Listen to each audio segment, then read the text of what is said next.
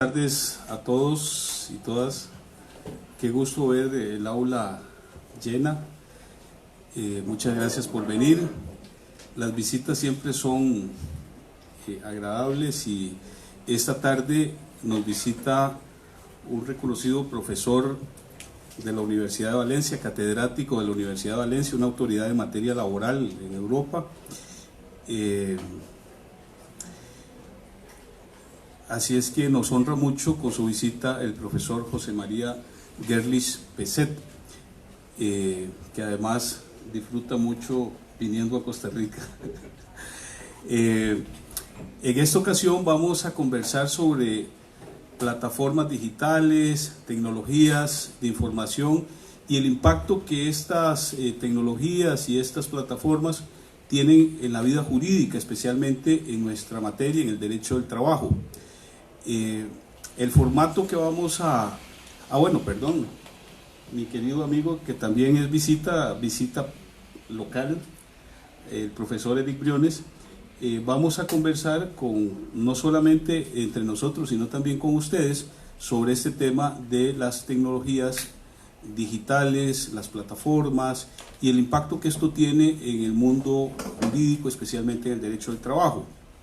Les decía que el formato básicamente es conversar tanto con don Eric como con el profesor Gerlich sobre estos temas, hacer unas preguntas introductorias y posteriormente creo que la idea principal más bien es que sean ustedes los que a viva voz pues también puedan intercambiar preguntas con nosotros y así poder hacer con mucha riqueza esta actividad. Así es que sin más preámbulo vamos a iniciar. El tema de las tecnologías digitales y las plataformas es un tema que evidentemente a todos nos involucra. De hace aproximadamente creo que 5 años por ahí, creo que primeramente, por lo menos que yo recuerde, la primer plataforma que yo recuerdo es Uber. Pero el tema no tiene que ver solo con plataformas de esta naturaleza. También hay una serie de servicios digitales que han estado presentes quizá hace más tiempo que lo que tenemos de conocer a Uber. Además, cada plataforma y cada tecnología tiene sus características propias que hacen que en el mundo de lo jurídico pues tengan una incidencia distinta. No podemos hablar de que las plataformas todas funcionen igual y que todas tengan igualmente un tratamiento o puedan llevar un tratamiento igual en el derecho y particularmente en el derecho del trabajo. Entonces quisiera iniciar preguntándole en primer lugar al profesor Gerlich, después del saludo que les dará, consultarle, bueno, cuando hablamos de tecnologías, ¿Qué se piensa? ¿Qué han pensado? ¿Qué estudios han hecho? ¿Qué experiencias han tenido con este tema de las tecnologías digitales? Bien, buenas tardes. Lo primero, como ha dicho querido Carlos, es presentarme, darles un saludo de buenas tardes y manifestar mi agradecimiento por esta invitación. Es una forma de, digamos, devolver en la medida de lo posible la hospitalidad que los amigos costarricenses me están dispensando estos días. Y luego hay una cosa importante, y es que para los que somos profesores, y yo me considero ante todo un profesor, la verdad es que al final donde mejor uno se encuentra es cuando tiene estudiantes delante, o sea, cuando tiene gente joven delante, ¿no? Por tanto, después del sesudo seminario que hemos tenido estos días, pues encontrarnos aquí para hablar de uno de los temas que ha sido el objeto central del seminario, pues creo que es muy interesante, ¿no? Porque nosotros ya vamos de bajada y sin embargo ustedes van de subida. Bien, dicho eso, vamos con la pregunta. Yo creo que, desde mi punto de vista, cuando siempre estamos teniendo muchos encuentros sobre plataformas digitales, por ejemplo, ahora pensamos que es un tema interesante y lo planteamos como vamos a hablar sobre plataformas digitales. Pero me gustaría que fueran conscientes de que las plataformas digitales es una porción de cierta envergadura de las transformaciones que tenemos encima en el mundo del trabajo. Y eso era lo que me interesaría resaltar ahora. O sea, las plataformas digitales, desde el punto de vista de los estudiosos y de los prácticos del derecho del trabajo, son un fenómeno que hay que prestarle muchísima atención, y ahora vamos a ver todos los problemas que plantean. Pero no deja de ser una pequeña fracción de los problemas que nos esperan por esto que se está llamando ahora la revolución 4.0, la digitalización, el impacto de la robotización, el impacto de la inteligencia artificial, ¿no? Porque ahí van a existir muchísimos impactos que tendremos que aprender a convivir con ellos. Hay, en primer lugar, un claro impacto sobre el mercado de trabajo. ¿Cuánto empleo va a quedar una vez las empresas hayan incorporado masivamente la tecnología? ¿Qué tipo de empleo? Probablemente pasará como en otras revoluciones industriales, en otras revoluciones tecnológicas, que el empleo que se ha destruido se ha vuelto a crear, sí, pero a lo mejor el que se crea es diferente.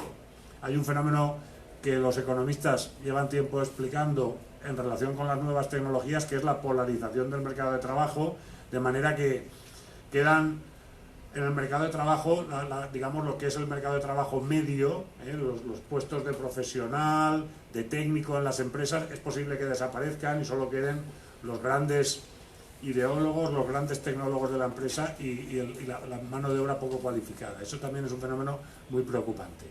Pero, como me imagino que son estudiosos de Derecho del Trabajo, llevan un tiempo ahora ya estudiando Derecho del Trabajo, me gustaría indicar también que casi todo lo que conocemos del derecho del trabajo puede que cambie.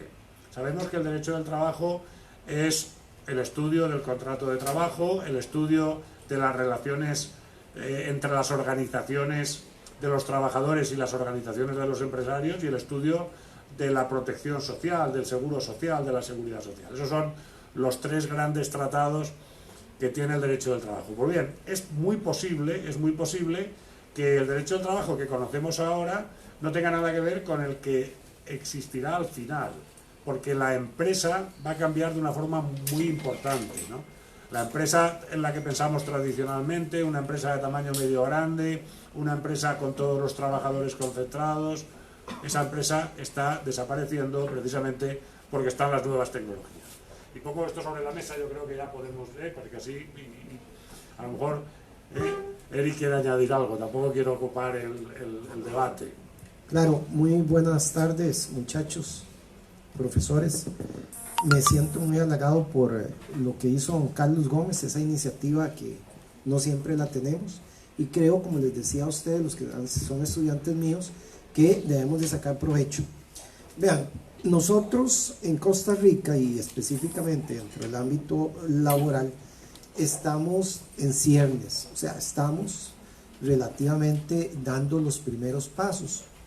No obstante, cuando don Carlos me pide que hablemos sobre el tema, digo yo, bueno, y nosotros como costarricenses, ¿qué hemos hecho? ¿Qué es lo que estamos haciendo? ¿O cuáles son los pasos que hemos dado?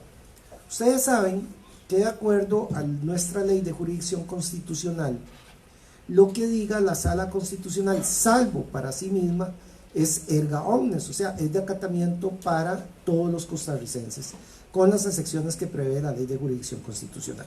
Entonces, yo siempre he dicho, independientemente de la materia que estemos, si no empezamos a estudiar la materia constitucional específicamente dentro de nuestra disciplina, por ejemplo, que es el laboral, no estamos haciendo nada, porque el cambio que se da en 1989 en el país, es necesario que desempolvemos la constitución política y empecemos a revisar qué ha dicho la sala.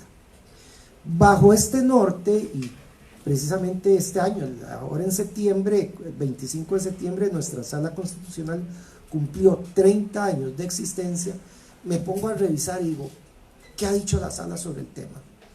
Me encuentro desde hace una década, ahora les voy a mencionar algunos votos de la sala constitucional, que ya hace alusión a lo siguiente: la internet, que de ahí debemos de partir, la internet como medio tecnológico, dice la sala hace 10 años, se considera para los costarricenses como un derecho fundamental.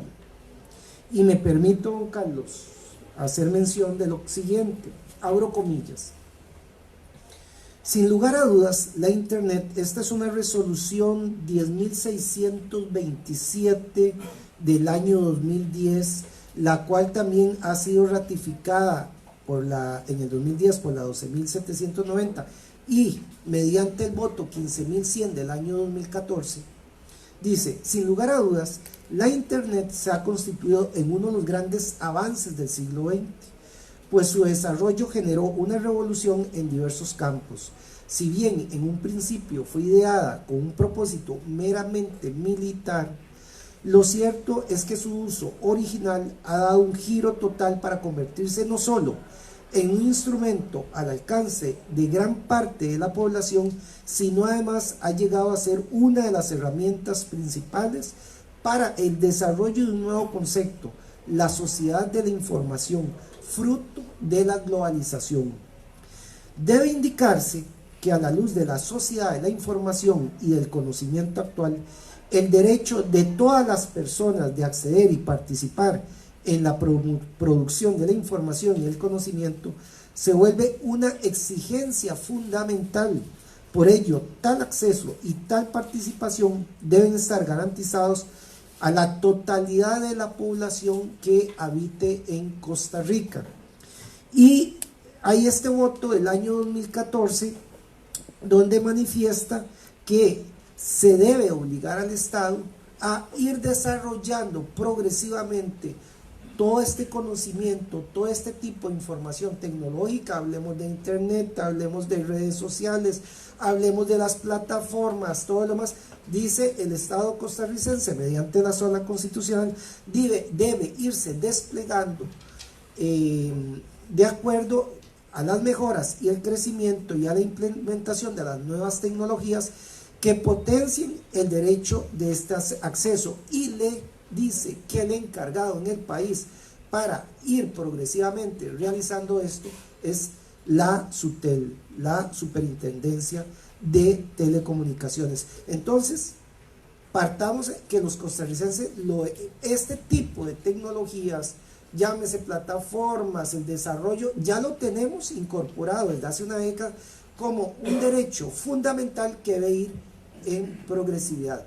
Yo me quedaría ahí para después don Carlos o José María, para ver si podemos ver algunas cuestiones ya dentro del ámbito laboral, que se ha dicho ya lo que nos interesa a nosotros, tanto de la Procuraduría como de la misma Sala Constitucional.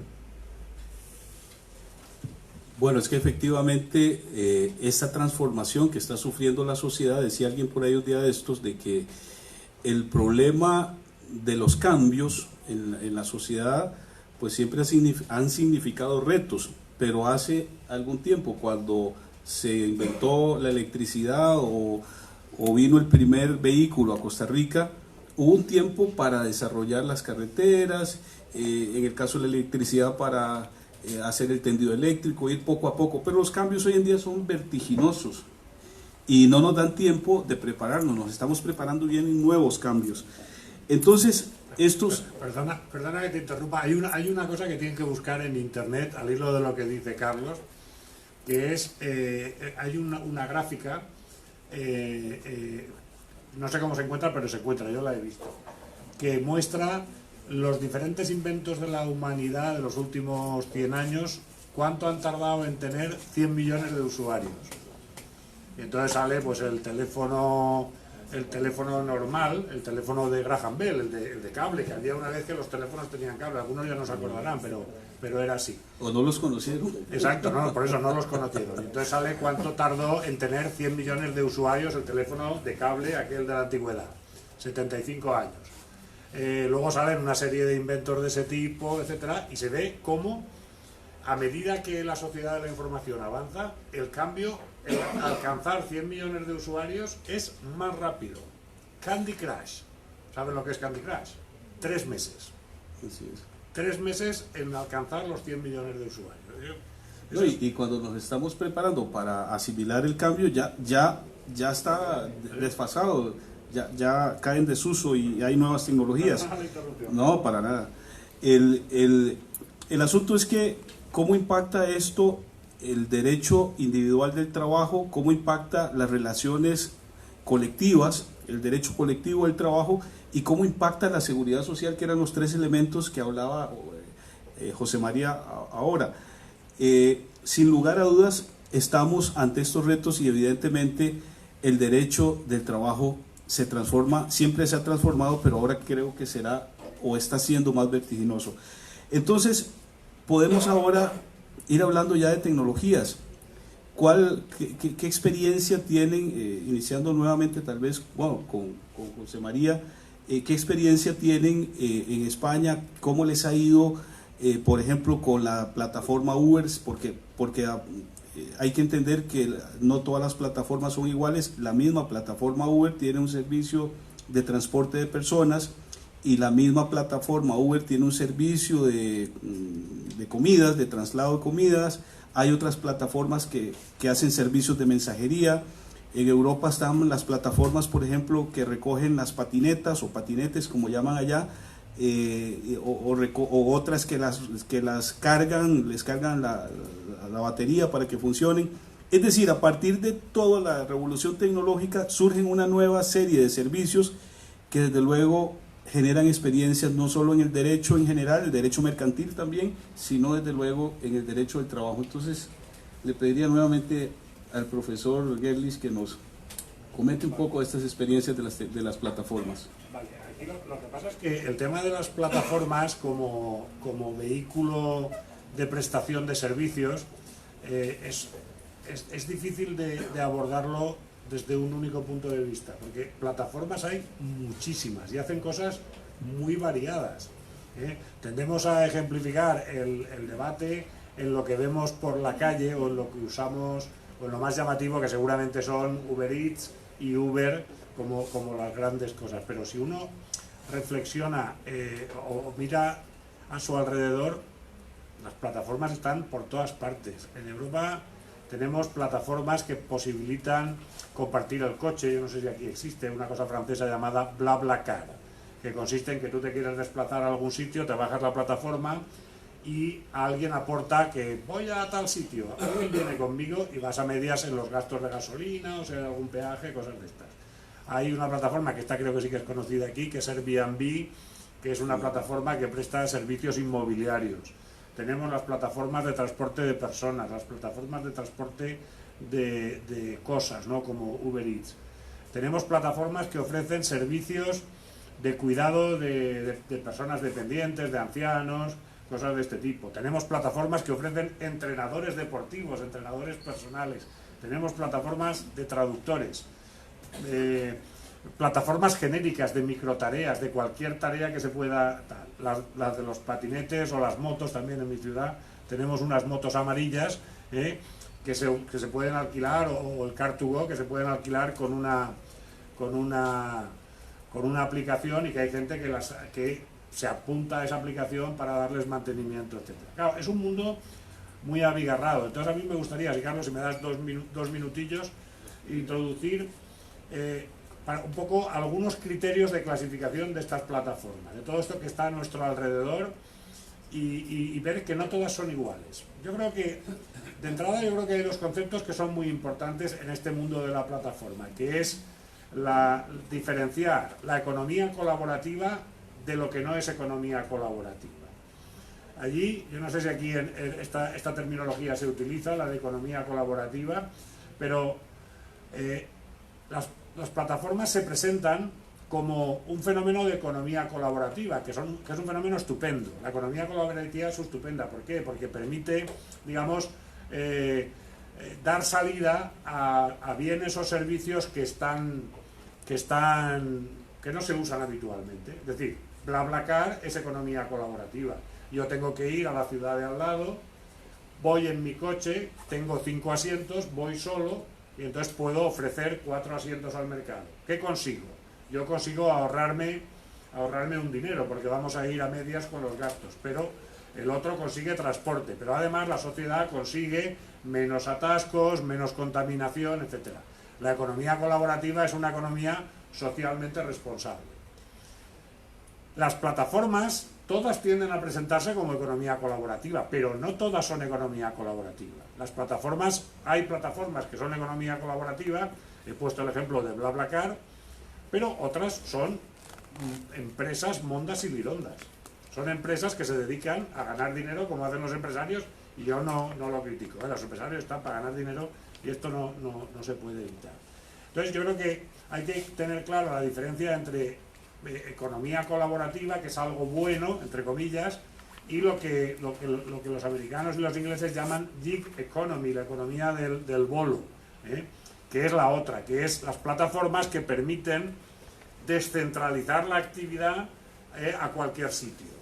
Y entonces permiten que haya alguien al otro lado de la plataforma prestando un servicio, que es un servicio que se ha hecho microscópico, que es un pequeño viaje de coche, o es el clasificar unas cosas en internet, o traducir una obra del inglés al tagalo, ¿de acuerdo? Esa es la primera diferenciación.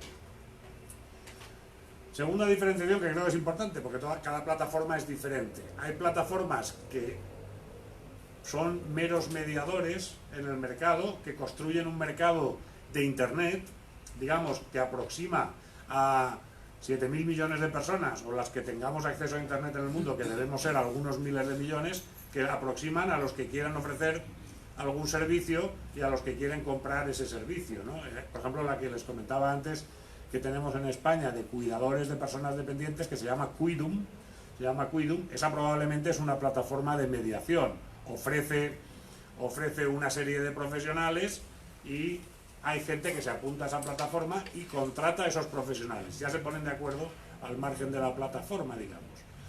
Pero hay otras que no, hay otras que ofrecen una prestación de un servicio, de un determinado servicio. Por ejemplo, en España tenemos una que se llama Cabify, que es una especie de Uber, pero es una especie de Uber que regulariza. Uber en Europa también regulariza la prestación, de forma que los coches son todos muy parecidos, hay ciertos requisitos de coches, hay requisitos para el conductor de cómo debe ir vestido, tiene que llevar una botellita de agua por si el cliente quiere beber agua, el cliente puede elegir si quiere música, si no quiere música, digamos, la plataforma homogeneiza el servicio. Ahí tenemos una segunda diferencia, mediación contra prestación de servicios. Y dentro de las que prestan servicios todavía hay dos diferencias más, que yo creo que son muy relevantes desde el punto de vista que nos interesa a nosotros como laboralistas. Están las que ofrecen servicios offline, fuera de la línea, fuera de internet, y las que ofrecen servicios dentro de internet. ¿Por qué son diferentes? Porque plantean problemas muy distintos. Servicios fuera de la línea, offline, es Uber. Es decir, Uber lo que hace es que consigue que venga alguien y preste un servicio de los de toda la vida. Llega con el coche y tú te subes y te lleva a algún sitio.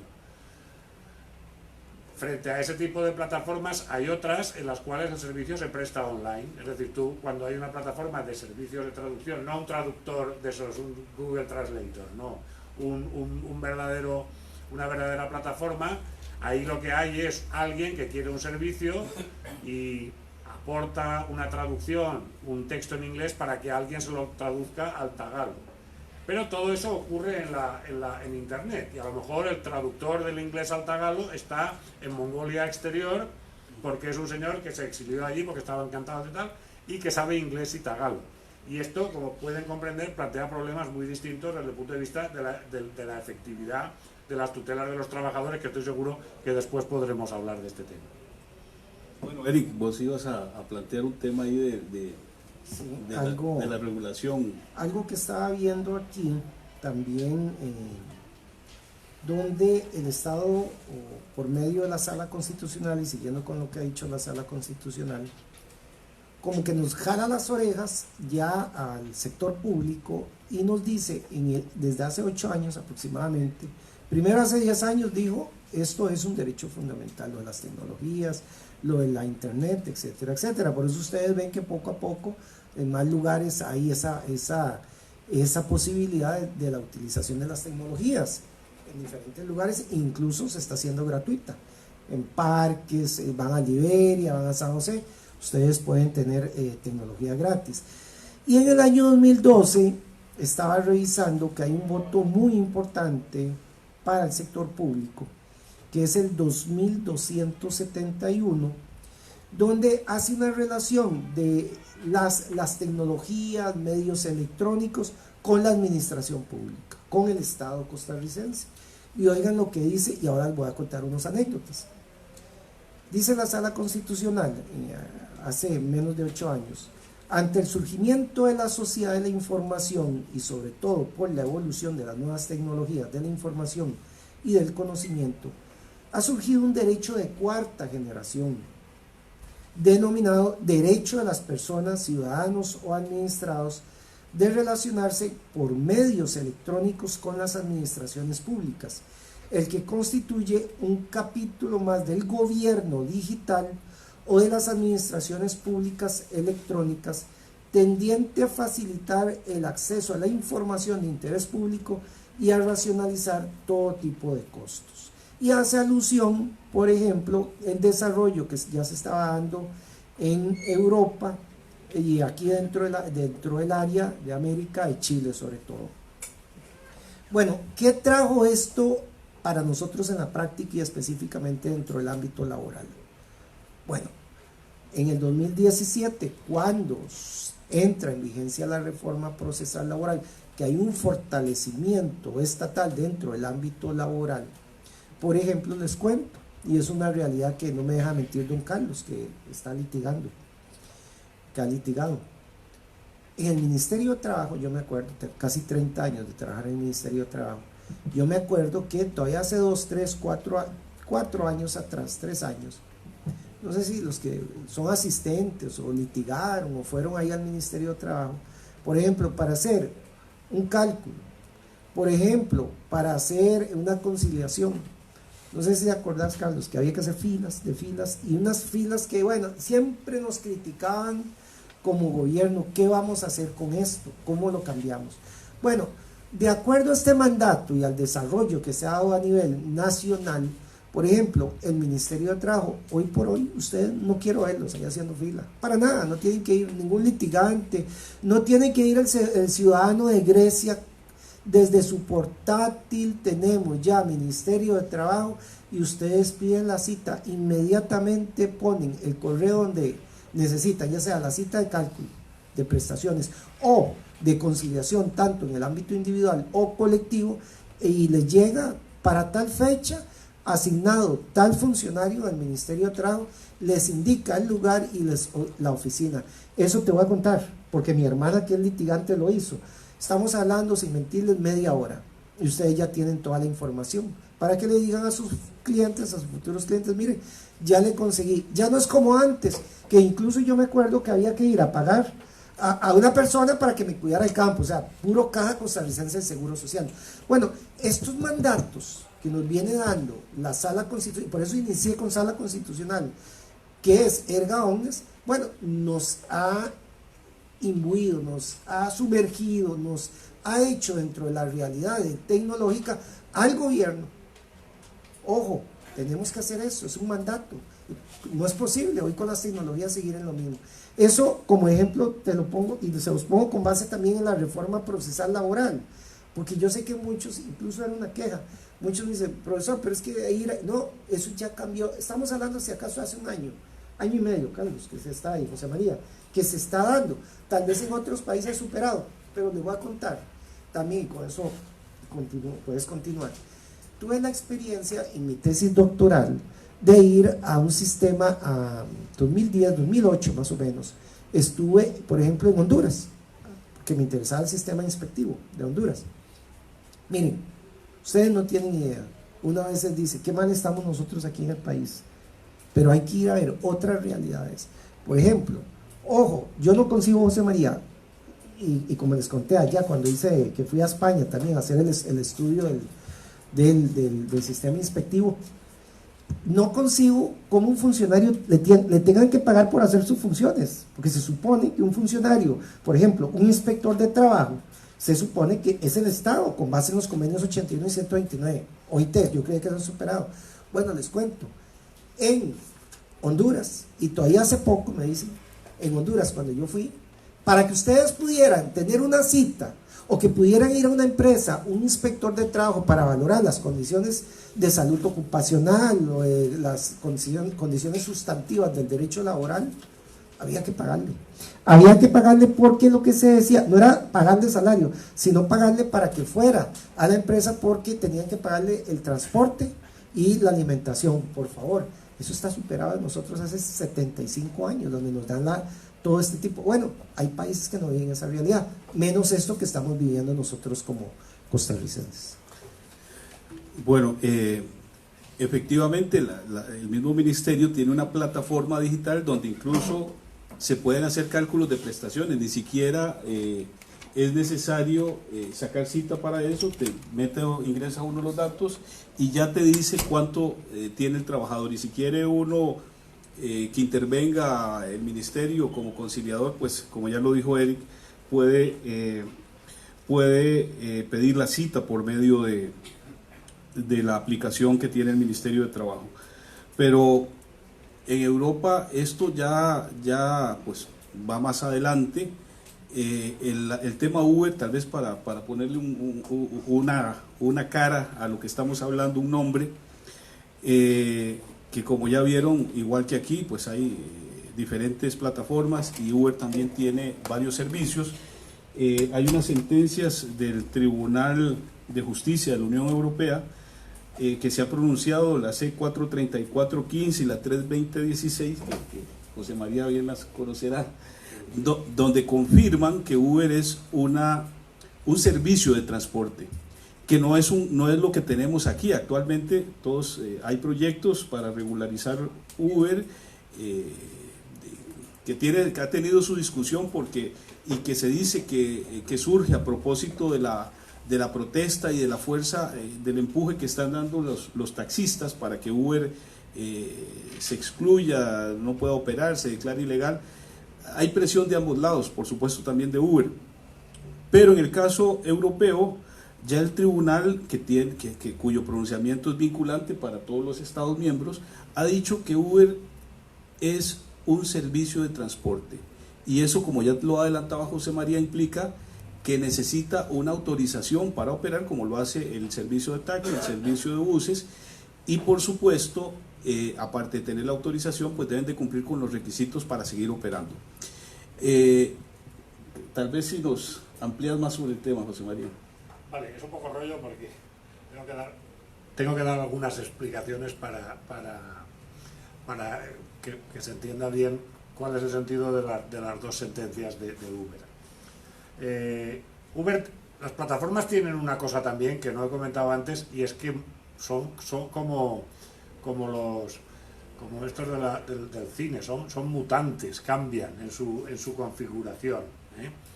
Entonces, los asuntos de 2000, las sentencias que ha citado Carlos, que son una de 2017, me parece que es de abril, la otra de 2018, me parece que es de enero o febrero, se refieren a la primera visión, a la primera mutación de Uber, que era UberX, que he visto que aquí sigue funcionando, aquí se llama UberX.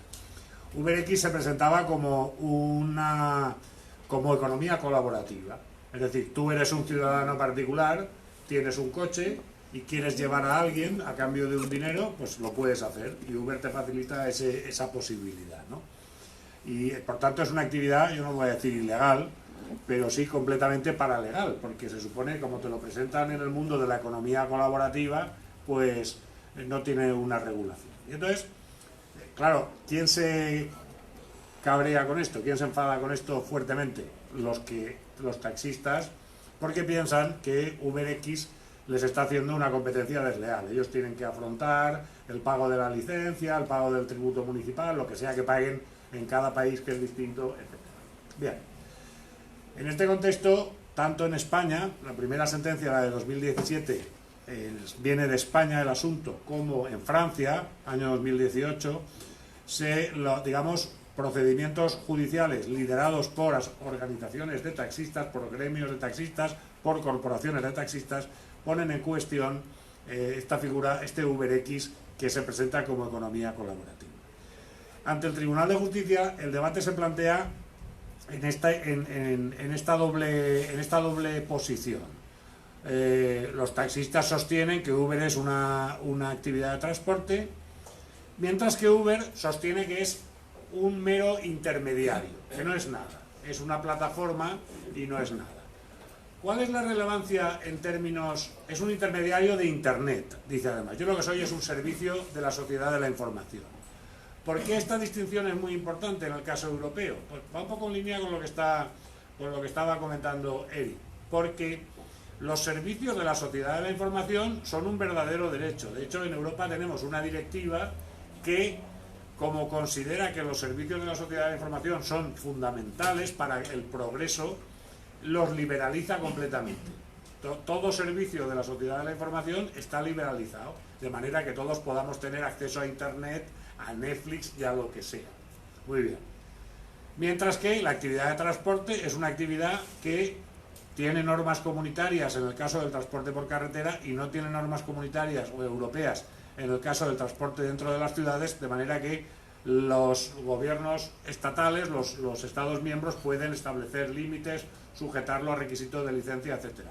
Si consideramos que UberX es un servicio de la sociedad de la información, puede funcionar con total libertad y nadie puede decir ni mu. Por el contrario, si consideramos que UberX es un servicio de transporte, está sujeto a las normas de transporte y si no cumple las normas de transporte, como en aquel momento no cumplía, está haciendo competencia desleal a las personas, a las entidades que sí que cumplen las normas de transporte.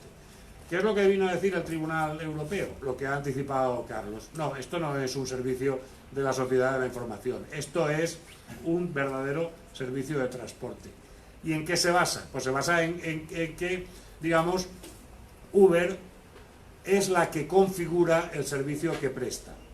No es que ponga en contacto a un oferente del servicio y a un oferente del servicio y a un demandante del servicio, como hacen otras plataformas que efectivamente se consideran servicios de la información. Ha habido una sentencia reciente de BlaBlaCar diciendo que eso es una sociedad de la información y que ahí no hay cuestión.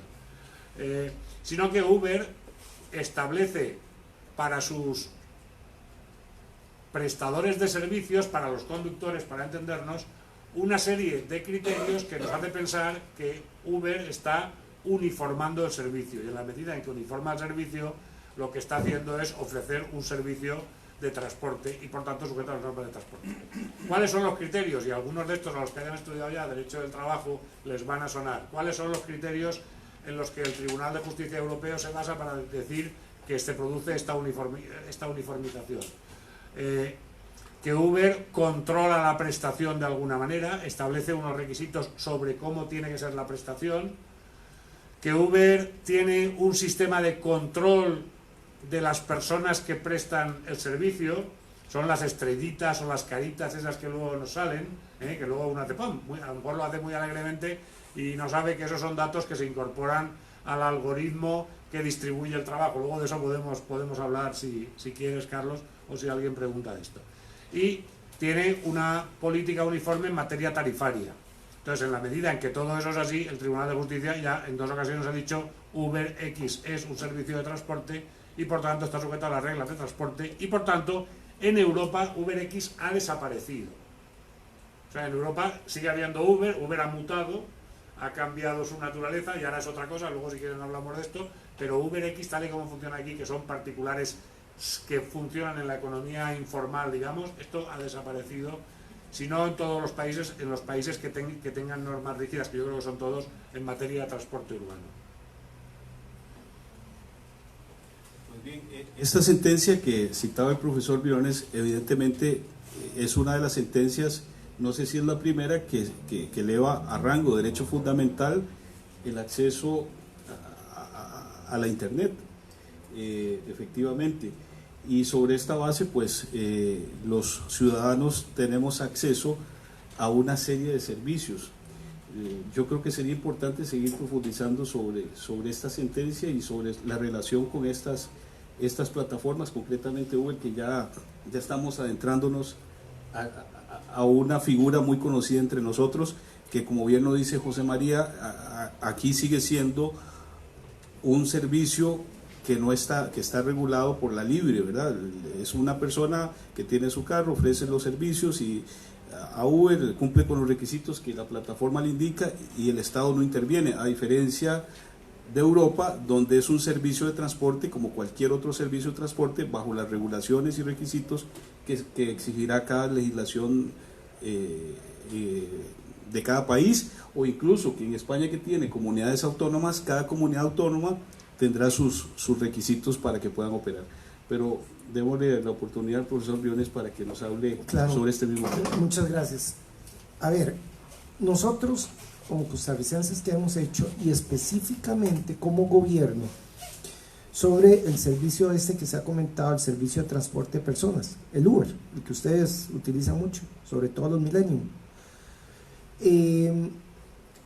Como gobierno, por medio de nuestro ministro de Transporte Público, Rodolfo Méndez Mata, se presenta este año un proyecto en la Asamblea Legislativa, un proyecto para regular precisamente este problema. Problema digo yo porque acuérdense que podríamos, o estamos en una competencia leal en referencia o con respecto a los taxistas formales, los que se quejan y tienen razón, que pagan un montón de dinero, que tienen seguros, que tienen que estar yendo a revisión, versus los que podríamos ofrecer el servicio privado nuestro, donde yo me incluyo dentro de esa plataforma, me adhiero y con mi vehículo, dentro de determinado modelo, que no pase 5 años, creo que es por ahí, es que yo no uso el Uber, pero por ahí anda, me dicen, vehículos muy bonitos, incluso lo mismo, con botellita de agua, me dice mi hija, que le ponen y el buen trato, etcétera, etcétera, donde yo puedo incluso, a diferencia de un taxista, yo puedo saber por dónde ya viene, para salir o no, no esperarlo ahí, tal vez con lluvia, etcétera, etcétera, que es el que más se está utilizando, pero aquí como gobierno detectamos que definitivamente dentro del mercado hay una competencia desleal. ¿Qué es lo que pretendimos? Bueno, regularlo. Se presenta un proyecto de ley en la Asamblea Legislativa que ya se ha ido modificando, incluso les cuento, y en primera instancia, para los efectos nuestros, que es lo que nos interesa, se viene a decir específicamente que esa relación que hay dentro del Uber no es de derecho laboral. Eso es lo primero. No me acuerdo el artículo que se está presentando, 4 o 5, por ahí 6, no genera ningún tipo de derecho. Porque en otros países, México, Inglaterra, se ha discutido, en Argentina, se ha discutido, si ustedes revisan el derecho comparativo en otros países, bueno, en unos casos se ha dicho, sí, aquí hay definitivamente una relación laboral, porque hay una subordinación. ¿Por qué hay una subordinación? He oído dentro de la doctrina, porque si yo no cumplo con ciertos requerimientos, o por ejemplo, si yo no quiero atender y estando conectado, bueno, me pueden desconectar y no me vuelven a prestar servicio. Entonces, he oído dentro de la doctrina, sobre todo una sentencia de Inglaterra sobre el tema, donde dice, no, aquí hay definitivamente una relación laboral. Nosotros como costarricenses, y pienso José María, que también copiando parte del sistema español con las experiencias que han tenido, decimos, no, aquí disculpen, aquí no hay relación laboral. ¿Qué fue lo que pretendimos como gobierno al presentar precisamente este proyecto? Bueno, regular lo que tiene que ver con impuestos, regular la seguridad y seguridad de ustedes, seguridad social, un accidente, ¿cómo lo vamos a tratar como Estado? Equilibrar esa falta de competencia o desequilibrio que hay actualmente entre uno y otros. No obstante, ustedes han visto que no ha sido posible, que incluso se ha modificado varias veces este proyecto que se presentó originalmente. Y algo muy importante que pensábamos es lo que tiene que ver con los impuestos. Ahora le comentaba a don Carlos y a don José María que estuve revisando recientemente, si ustedes ven, ya por ejemplo Italia está preocupado y está planteando una reforma para imponerle a las grandes, así dice, grandes empresas tecnológicas que tengan que ver con diferentes de este tipo de servicios, de imponerle un impuesto como ya lo hizo Francia. Bueno, precisamente nosotros este año, cuando presentamos a principios de febrero, creo que fue, presentamos este proyecto, queríamos implantar, aunque sea a este servicio específico que estoy comentando, un tipo de impuesto. Eso es lo que nos tenemos que poner de acuerdo nosotros los costarricenses. Incluso me acuerdo que cuando tuvimos la oportunidad de comentar este proyecto que está en la asamblea, lo comentamos en un grado ya de maestría, Yo me acuerdo que muchos de los estudiantes míos que son abogados me decían, no, pero es que definitivamente no podemos dejarlo así, es que consideramos que así hay una relación laboral. Me decían otros, no, ¿cómo relación laboral? Y entonces dan diferentes explicaciones. Eso es lo que tenemos que hacer, independientemente de lo que hagamos, pero sí, yo concluyo en este tema que sí es necesario hacer una regulación, y para eso tenemos ya experiencias, como decía José María, España, tenemos Inglaterra, podemos acudir al derecho comparado definitivamente, pero como dicen, las tecnologías llegaron para quedarse, las tecnologías no podemos decir, no, yo esto mejor no me meto aquí en este campo. Es ya necesario nosotros como laboralistas empezar a regularlo, porque tenemos, una legislación que hoy está cumpliendo 76 años, el mes antepasado, 76 años. Entonces, ¿qué es lo que tenemos? No existían, o si existían era para el campo militar en el año 1943, si acaso aquellos monstruos de computadoras para Estados Unidos versus Alemania, los pleitos que había, pero era impensable, muchachos, y como yo les digo en las clases, yo me gradué en el 80 y resto, yo no tuve la oportunidad, Carlos, yo no sé vos, pero yo no tuve ninguna portátil. ¿Saben cómo era que hacía yo mi tesis de licenciatura? Tuve que hacerla con máquina de escribir, y si me confundía, había que pasar un corrector o eliminar todo y volver a transcribir todo.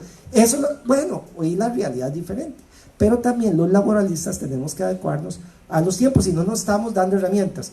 Y en otra intervención que me permita don Carlos, en otro segmento posterior, quiero ya como para ir concluyendo, ¿qué hay en el país dentro del ámbito laboral específicamente, dentro de las relaciones laborales? ¿Qué ha habido en ese sentido? Bueno, esta sentencia que mencionábamos del Tribunal Europeo, tengo yo que es del 20 de diciembre del 2017, y la otra es del 10 de abril del 2018. La del 17 es de Barcelona, y obviamente al haber regulaciones, como ya lo decía José María, tienen que cumplir, supongo que color de automóvil y una serie como si fuera un taxi, al final es un servicio de transporte similar al taxi. Y aquí yo creo que viene parte de lo que nos interesa. ¿Qué relación hay entre el chofer de ese, o el conductor de ese auto, de ese automóvil que está prestando servicio de Uber, que ya no es el mismo Uber que tenemos aquí, que es el UberX, sino un servicio de transporte oficial autorizado por el Estado, en este caso español, o bueno, por la ciudad de Barcelona? ¿Qué relación hay? ¿Se prestan ese servicio? ¿El dueño del vehículo es el que lo conduce? ¿Qué pasa? Bueno, aquí mismo en Costa Rica, hablando de UberX, hay gente, personas físicas que tienen 10 vehículos, los 10 los inscriben ante la empresa Uber y contrata choferes o conductores que parecieran estar en una relación de dependencia, ya no de Uber, sino también del que les contrata para conducir el vehículo. Bueno, estas relaciones que se forman a partir de esto, ¿cómo se están manejando en Europa? Bueno, la verdad que... Menudo lío te estoy... No, esto aquí ya los voy a matar, los pobres señores estudiantes. A ver, la cosa está siendo conflictiva. Por ejemplo, Uber se ha ido de Barcelona, Uber se ha ido de Valencia. Uber continúa en Madrid, es decir, porque Uber también es como una hidra que va cambiando de sitio. A raíz de que han aparecido normativas restrictivas de la actividad de Uber, pues Uber ha dicho, el negocio no me interesa, me largo. Perdón, José María, ¿la regulación es comunitaria o es por ciudad? No, el transporte urbano, Digo, hay una regulación comunitaria. Es que la cosa europea es confusa, es decir, esto pero me refiero, en España cada comunidad autónoma o está por ciudad o por provincia. El gobierno, este verano hubo un lío muy potente con los taxis y Uber y otra plataforma que hay en España que yo creo que aquí no existe, que se llama Cabify. Cabify también hace lo mismo que Uber, es la competencia de Uber. No sé si aquí existe o no. Bueno, pues si no existe, digo, es un segundo Uber, pero que se llama Cabify. Entonces hubo una fuerte... Los taxistas hicieron un cierre patronal, bloquearon aeropuertos, bloquearon las grandes ciudades, etcétera, Y entonces el gobierno salió de ahí el gobierno central, con una norma de urgencia que autorizaba a las comunidades autónomas y a los ayuntamientos a fijar los requisitos de funcionamiento de los Uber, los Cabify y demás. Y entonces, en algunas ciudades, esos requisitos se han puesto, digamos, con cierta dureza, por ejemplo en Barcelona y en Valencia, y Uber se ha marchado. ¿Por qué se ha marchado Uber? Porque en España no discutimos, y ahora intentaré explicar por qué, aunque es un poquito difícil de entender, no discutimos que los trabajadores de Uber no son trabajadores por cuenta ajena, sino que son trabajadores autónomos o trabajadores independientes. Ahora intentaré explicar por qué. Y es que lo que pasa es que no todas las plataformas, yo creo que esto es algo importante, no todas las plataformas hacen lo mismo. Por ejemplo, actividad de transporte en España, tenemos estas 3 empresas actuando. Hay más. Por una parte tenemos Uber, por otra parte tenemos Cabify y por otra parte tenemos todo el mundo de los Uber Eats, Glovo, Deliveroo, todos estos que son transportistas de bicicleta o de motocicleta, ¿de acuerdo? Los 2 primeros transportan personas con coches y Uber Eats, etcétera, transportan comida rápida, hamburguesas y tal, con bicicletas o con motocicletas. Vale, esos 3. ¿Qué es lo que pasa ahí? Pues depende de cada plataforma. Uber son autónomos. Ahora explicaré por qué. Cabify funciona como está diciendo ahora mismo Carlos. Cabify funciona contratando los servicios con flotas, contratando con corporaciones o con personas físicas que tienen 10 vehículos, 10 licencias, porque son actividades reguladas, y que tienen a lo mejor 20 personas que conducen los 10 vehículos para hacer turnos todo el rato. En este caso, los conductores son trabajadores, claramente. Y de hecho, tú subes en un Cabify y le preguntas al señor, ¿y usted dónde está en la seguridad social? Y está en el régimen general, que es el que corresponde a trabajadores por cuenta ajena. Y luego están los riders, los de la bicicleta o los de la motocicleta, que es donde se está planteando la discusión. ¿Por qué Uber no plantea problema y los riders sí? Uber no plantea problema porque en España tenemos una regla desde 1994 que tiene un origen muy absurdo, y luego alguien quiere se lo explico, aunque para eso hace falta a lo mejor estar tomándose una cerveza para explicarlo. Tenemos una regla muy absurda que dice que cuando tú eres dueño del vehículo con el que haces un transporte y necesitas una licencia de transporte para hacer ese transporte, no eres trabajador nunca, eres autónomo, eres un trabajador independiente.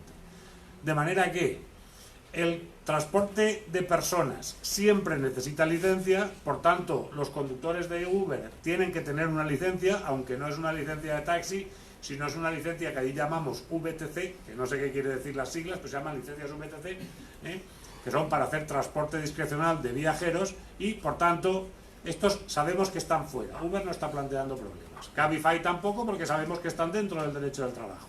Y entonces quedan los riders. Los riders no necesitan licencia porque no transportan personas, no necesitan licencia porque el transporte de mercancías solo requiere licencia a partir de un cierto peso del vehículo, y una bicicleta no alcanza ese peso, como tampoco lo alcanza una motocicleta por grande que sea su cilindrada. Y entonces ahí es donde discutimos si son trabajadores o no. ¿Cómo lo discutimos? Lo discutimos utilizando los mismos criterios que han estudiado cuando han estudiado el contrato de trabajo, si hay dependencia, si hay ajenidad, si hay subordinación, este tipo de indicios, etc. Y ahí, en ese punto en concreto, estamos teniendo algo de lío. ¿Por qué? Porque hay, como comentaba hace un momento Eric, hay diversidad de opiniones. Hay quien piensa que son trabajadores porque encuentran todos los elementos del contrato de trabajo, y hay quien piensa que no son trabajadores porque no encuentran los elementos del contrato de trabajo. ¿Cuáles son los elementos que faltan del contrato de trabajo, según los que opinan que son trabajadores autónomos? Los elementos que faltan son fundamentalmente los relacionados con, digamos, la dependencia. ¿Por qué? Porque tú, si eres un rider de Deliveroo, de Glovo, de Uber Eats, eliges, ya sabemos que eliges lo que eliges, pero eliges trabajar o no. Tú eres el que decide si trabajas o no trabajas, y en la medida en que eso los trabajadores no pueden hacerlo, el trabajador que está contratado para trabajar tiene que trabajar siempre, no es una cosa que sea así, pues entonces esto es así. ¿Qué están diciendo los tribunales? Pues aquí hay división de opiniones como entre los autores. La mayor parte de los tribunales, la Inspección de Trabajo, están diciendo que los riders son trabajadores por cuenta ajena. La Inspección de Trabajo lleva levantadas ya varias actas de muchos millones de euros, no cientos de miles, de millones de euros a Deliveroo, a Glovo y ahora está con Uber Eats, que están trabajando ahora en ese mundo.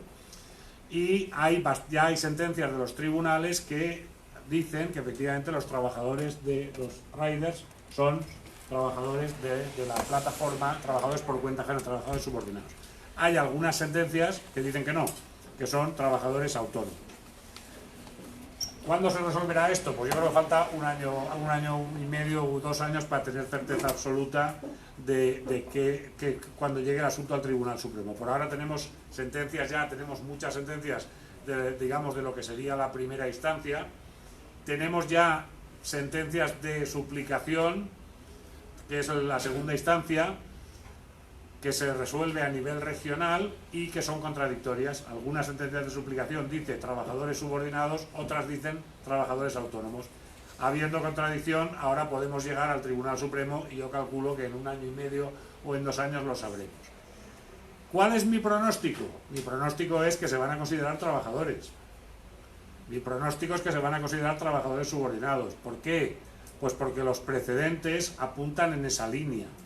Los precedentes apuntan en la línea de que estos señores son trabajadores, porque ya se nos planteó en los años 80 cuando aparecieron los mensajeros. En aquella época los mensajeros no utilizaban una aplicación. Los mensajeros estaban obligados a llamar por la mañana y ponerse a disposición de la empresa de mensajería. Descolgaban un teléfono de aquellos que tenían cable, ¿se acuerdan? Y llamaban y decían, sí, ¿tienes algo que repartir? Y iban a repartir. O no, no tienes nada que repartir, y no iban a repartir. Y a eso los declaramos trabajadores en 1986. Por tanto, yo no veo que esto vaya a cambiar. Tenemos también alguna sentencia muy reciente de traductores, de servicio de traductores que también funciona con teléfono móvil, ahora ya teléfono móvil no pero teléfono móvil, y que se ha movido en la misma línea. Entonces yo creo que esto va a terminar así. Pero, añado, va a terminar así y tendremos un problema. Porque digamos, lo que dicen los que piensan que estos no son trabajadores subordinados es verdad. Estos trabajadores, como trabajadores subordinados, tienen algo que los trabajadores subordinados no tenemos. Desde los trabajadores subordinados nos dicen a dar clase, vamos a dar clase, y vamos todos los días a dar clase.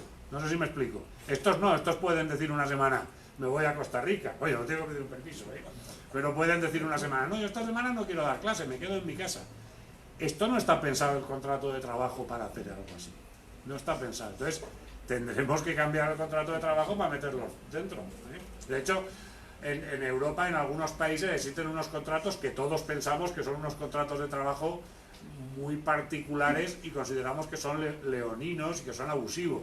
Por ejemplo, los ingleses han inventado el contrato que se llama 0 horas. Contrato 0 horas. ¿Qué quiere decir un contrato 0 horas? Un contrato 0 horas quiere decir que contratas a un señor y trabajará o no. O sea, lo contratas por 0 horas, lo tienes contratado y entonces, pues ahora viene a trabajar. Y viene a trabajar. Es un trabajo, los alemanes también lo tienen, o en algunos países de Polonia, no sé dónde, tienen también un trabajo llamado a llamada, que es lo mismo que el contrato 0 horas. Tú tienes un contrato y estás obligado a responder al empresario, pero no trabajas todo el rato, ¿no? Pues habrá que inventar algo parecido para poder meter a esta gente dentro. Me he extendido quizá demasiado, Carlos. Es un contrato casi que de disponibilidad, de estar disponible a que te llamen, y si no cumples, te cortarán el contrato. Debe haber la posibilidad de salir del contrato. Yo no lo conozco muy bien, debe haber esa posibilidad en el contrato de Bueno. En el trabajo de llamada seguro que existe. Si tienen que avisarte con un cierto tiempo y tú puedes tener otras cosas que hacer y decirle que no. Lo que pasa es que las cosas que debes tener que hacer no es porque no quiero trabajar esta semana, es no, mira, estoy haciendo un curso de formación o tengo otro trabajo, salta al turno y llama a otro. Bueno, ahorita en la segunda ronda, o en la segunda no, ya llevamos como 4 rondas. Que ha dicho la doctrina, pero mejor le damos un espacio al profesor Briones para que nos diga si al igual que en Europa han habido quejas a la inspección de trabajo en cuanto a algunos de estos servicios que se prestan por medio de las plataformas digitales. Okay. Ya para yo ir concluyendo el tema, con esto ya terminaría mi participación, te contesto y les contesto directamente, no. En la inspección de trabajo específicamente no ha habido en ningún momento una denuncia de este tipo, estamos esperando. Ojalá que lleguen más bien para ver cómo las vamos a resolver. Yo les digo, yo las resolvería bajo los principios que tenemos actualmente de acuerdo a nuestro código de trabajo. Es que no puedo inventar más allá. Yo ya le he pensado, le he hablado con mi gente, digamos los abogados, bueno, tendríamos que resolverlo con esto, pero no obstante, y eso por eso quiero terminar con esto, me di también a la tarea de relacionar los casos concretos que se vinculan o que hasta ahora han habido, tanto de la Procuraduría, de la Sala Constitucional como de la Sala Segunda, dentro del ámbito laboral, en referencia con las plataformas y todo esto tecnológico. Me empecé a encontrar varios casos muy importantes, muy interesantes, que pueden ir marcando el derrotero para que nosotros nos sirva de guía eventualmente si nos topamos con estos casos dentro del ámbito laboral específicamente. Me encontré por ahí una sentencia del año 2015 de la Sala Constitucional, que es la 14.893, donde se hace alusión si es posible o no imponer una sanción disciplinaria o incluso dar por roto un contrato de trabajo vía WhatsApp. O sea, ya estamos hace 5 años. Lo que no tenemos regulado nosotros dentro de nuestra legislación se ha estado manejando por medio de las sentencias judiciales. En este caso, la Sala Constitucional, incluso en algunos pronunciamientos que hemos dado dentro de la inspección, en referencia no específicamente a este tema, pero sí como un norte utilizándolo, se ha dicho si es posible, siempre y cuando el patrón y el trabajador, porque lo que no se vale es sorprender, ¿verdad? Sorprender me refiero a que yo ni sabía de qué estábamos hablando. Siempre y cuando el patrono y el trabajador acuerden que este va a ser el medio oficial por el que ustedes se van a comunicar conmigo, sí sería válido. Se ha dicho ya desde hace 4 años. Un despido o incluso una amonestación o una instrucción. Yo doy instrucciones por medio de esto con mis compañeros, porque me he puesto de acuerdo. Pero otra cosa que también se discute y que se discutió por la contraparte es, bueno, pero ¿qué pasa si esto es mío? Esto es personal. Esto no es la herramienta de trabajo que me está dando mi patrono. Bueno, también se discutió en otra sentencia y se dice, bueno, lo ideal, de acuerdo a nuestro Código de Trabajo, artículo 69, por ahí anda el Código de Trabajo, es que el patrono me tiene que dar la herramienta de trabajo. Si el patrono me dice que esta es una herramienta de trabajo, usted me paga el internet, me da el aparato y me dice, me indica, este va a ser su medio para de comunicación. No obstante, también se ha dicho, bueno, bajo esos principios de buena fe, lealtad y comunicación oportuna, si usted y yo acordamos, o por ejemplo yo acordé con mis compañeros y compañeras que este va a ser el medio de comunicación, independientemente que no me lo paga el Estado, pero si sabemos que esto es para efectos de nosotros la comunicación, sí sería válido. Igual, muchachos, que el teletrabajo. No sé si vieron, ya tenemos hace menos de un mes, ya una ley del teletrabajo. Ya estamos, les cuento, trabajando, todavía la semana pasada estábamos trabajando en la reglamentación, tenemos 3 meses, eso nos tocó a nosotros, el Ministerio de Trabajo.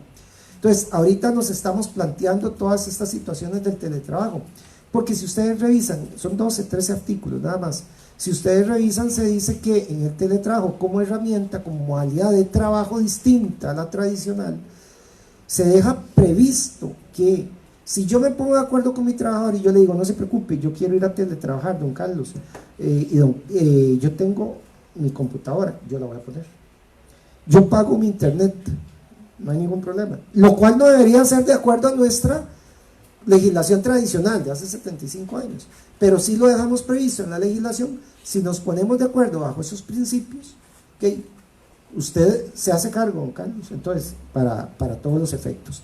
Eso en un primer momento. Estuve revisando también algo muy que me llamó la atención, y esta reciente, si se puede presentar como prueba para abrir un procedimiento administrativo y eventualmente hacer un despido,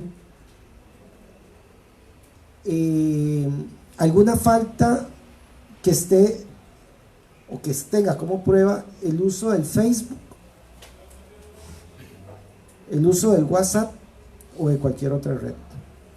La Sala Constitucional, mediante el voto 7460 del 2018, y conozco otro también, incluso de una embajadora en otro país, por unas declaraciones que dio en Facebook en el año 2015, y hay otra también del 2014, era un funcionario de la Asamblea Legislativa, me acuerdo en el 2014 que pasó. Varias cosas. Aquí hay conflictos que se han visto y que nosotros tenemos que tomar en cuenta cuando vayamos a legislar. Aquí, conflictos en qué sentido. Por un lado tenemos las tecnologías, y José María lo decía el lunes, muy atinadamente el lunes, sí, en el Colegio de Abogados y Abogadas. Pero ¿qué está pasando si nosotros tenemos tecnologías, pero eso no va en cierta medida, si no ponemos reglas, en desmedro del ámbito de la intimidad, de la privacidad, de la libertad de expresión? Y eso lo ha venido valorando en esta sentencia de la Sala Constitucional. ¿Qué prevalece? ¿Lo que yo pueda expresar en cualquier medio? ¿O prevalece aquí también los principios que yo le debo resguardo y lealtad a mi patrono? Bueno, la Sala Constitucional en estas sentencias que les he mencionado, junto con algunas que conozco de la Sala Segunda, se ha dicho: si yo llego y estoy en un grupo de WhatsApp, estamos todos, somos 10 compañeros, y empezamos a escribir: jajaja, don Carlos, José María, que es nuestro jefe, ¿vistes cómo viene vestido? ¡Qué barbaridad! ¿Vistes qué viejo tal por cual? No sirve para nada. No hice lo que hizo en la reunión. En esa reunión y nos mandó, y eso y empezamos nosotros, entre nosotros, a escribir esto. Se ha alegado: no, pero nadie se va a dar cuenta, esto es privado, supuestamente, y sí es cierto, es privado, dentro del ámbito íntimo, dice la Sala Constitucional.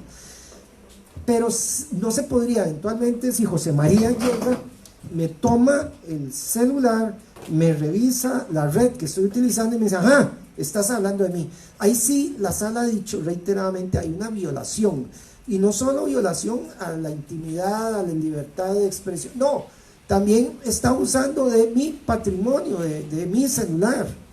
La Sala Constitucional, ahora que estoy hablando de eso, también ventiló un caso como en el 2014 de una funcionaria pública que se incapacita y llega el patrono en la computadora que da el patrono, que es del patrono, llega y accede a la computadora sin permiso, abre y ve a ver los correos de esa persona y también lo que tiene dentro de la computadora. No sé cómo lo hizo, tenía clave, bueno, eso es lo de menos, la violentó y quiso utilizar eso para hacer el despido.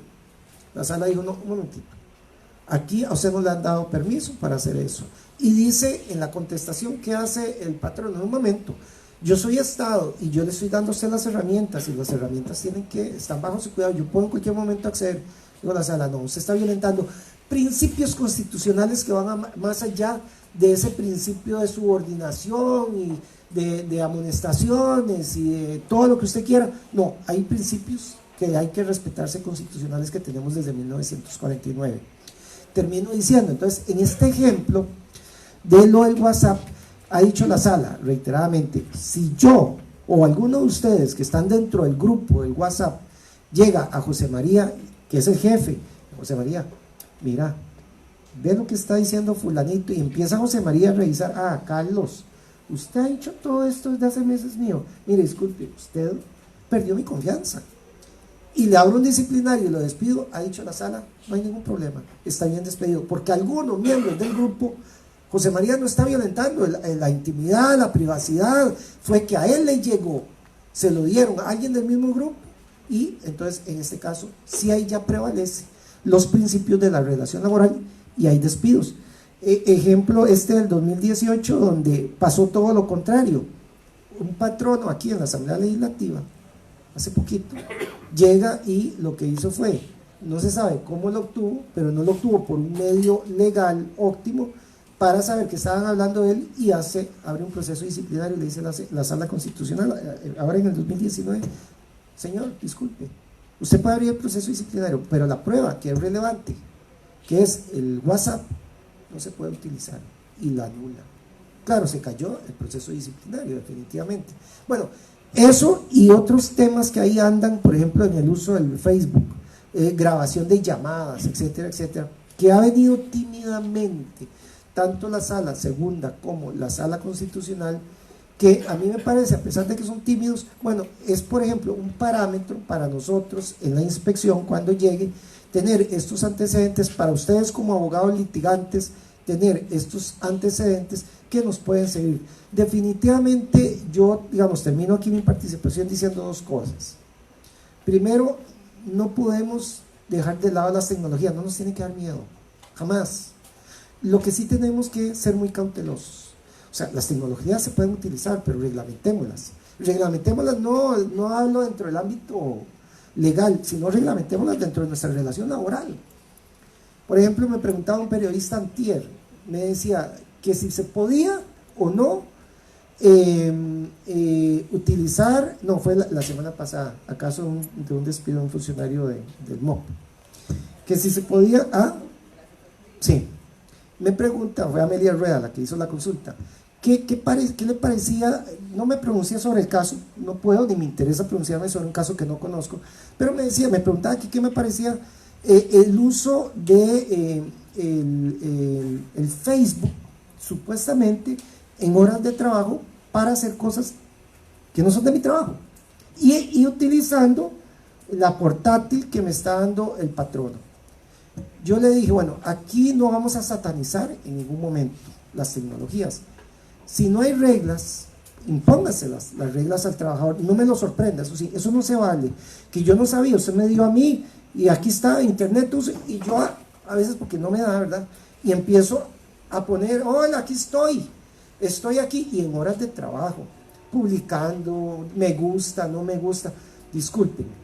También acuérdense que ahí estaríamos eventualmente o presuntamente ante un abandono de trabajo. No es de que me fui, no, es que yo abandoné por estar en mis redes sociales en horas de trabajo. Pero como le decía Amelia en este caso, bueno, es muy importante que lo regulemos, porque si conozco, por ejemplo, aquí dentro de los centros privados, sobre todo, que nos vienen de otros países, donde los muchachos para sentirse bien les ofrecen como una mejora, no salarial, sino una mejora dentro de su ámbito laboral, es, miren muchachos, aquí en las 8 horas que ustedes van a laborar, yo les voy a dar 15 minutos para que ustedes puedan, fuera del almuerzo y todo lo que ustedes quieran, les voy a dar 15 minutos para que ustedes puedan acceder a sus redes sociales. Y eso está regulado en contratos de trabajo que he visto.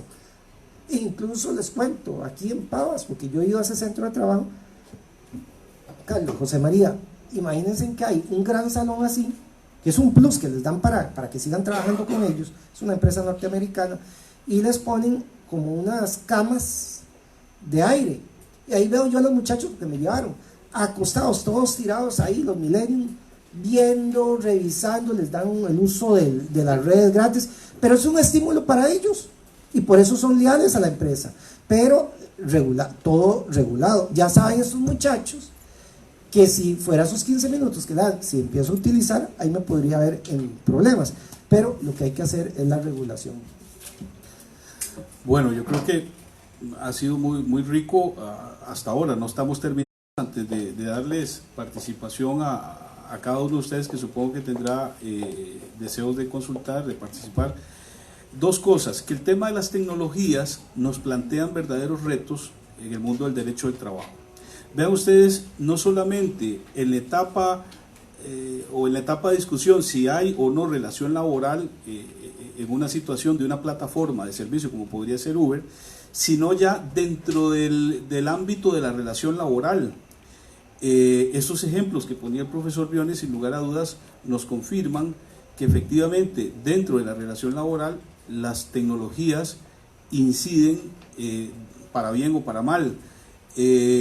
Por ejemplo, en el tema del poder de dirección patronal, el patrono puede dar órdenes por WhatsApp, por correo, las podrá dar dentro de la jornada laboral o podrá hacerlas fuera de la jornada laboral.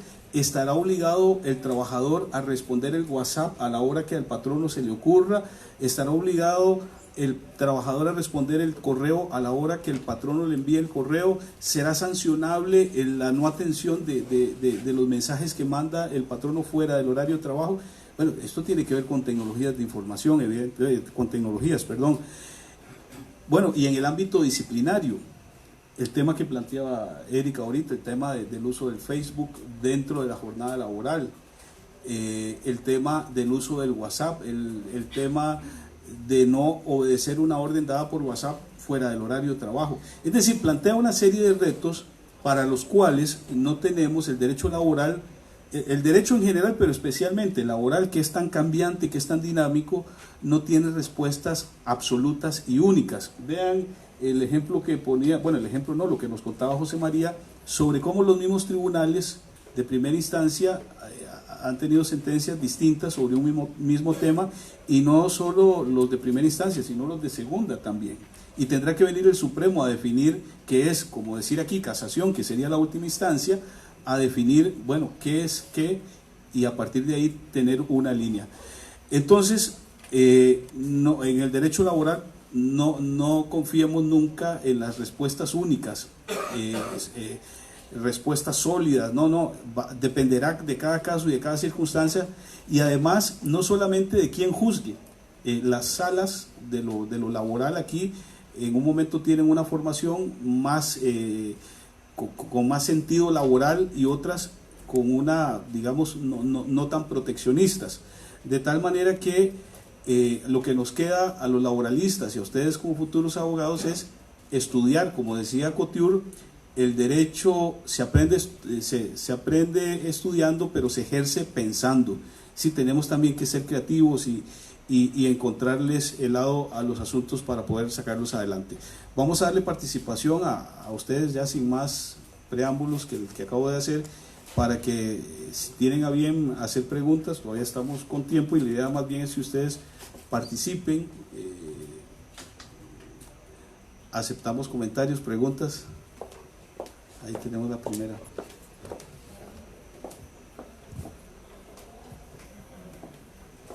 Bueno, voy a tratar de concretar, porque es muchísima información la que nos dieron, y entender que la regulación, o vamos a ver, el tema de las plataformas, para enfocarme en las plataformas únicamente.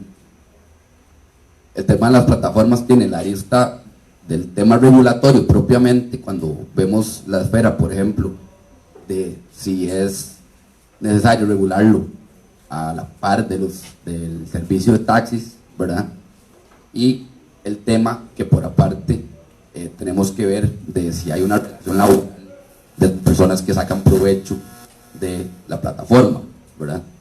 El primer esfuerzo que se hizo, que era el que mencionaba el profesor Eric, fue del tipo regulatorio, ¿verdad? Queríamos regular la plataforma y el servicio, enmarcándolo dentro de un servicio de transporte. Y en diversas jurisdicciones han habido también, incluso dentro de la decisión de si es una relación o no una relación laboral, a nivel de Norteamérica, en Estados Unidos, incluso dentro del mismo estado, es tan complejo o tan diverso el criterio que hay, que dentro del mismo estado hay criterios jurisprudenciales contradictorios, ¿verdad? Don Carlos mencionaba ahora, por ejemplo, las personas que tienen varios vehículos, ¿verdad? Y que ponen a disposición, o más bien contratan, por decirlo de alguna forma, personas para que manejen esos vehículos. Pero hay un elemento adicional: esas personas que conducen los vehículos no son contratados, alquilan el vehículo, ¿verdad? Entonces eso es un elemento que le da más complejidad a la hora de interpretar cómo vamos a manejar nosotros esa relación entre la plataforma, la persona que está viéndose beneficiada de su labor, ¿verdad? Y un tercero, que es el dueño del vehículo. Se hace un triángulo ahí. Exacto, ¿verdad? Y adicionalmente,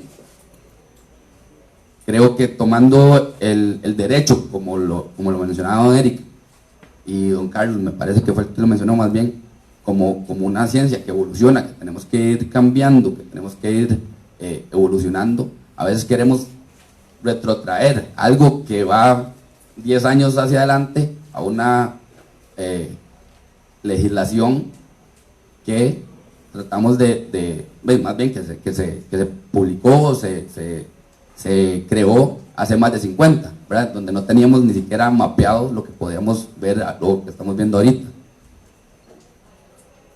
Entonces, mi pregunta va dirigida a eso.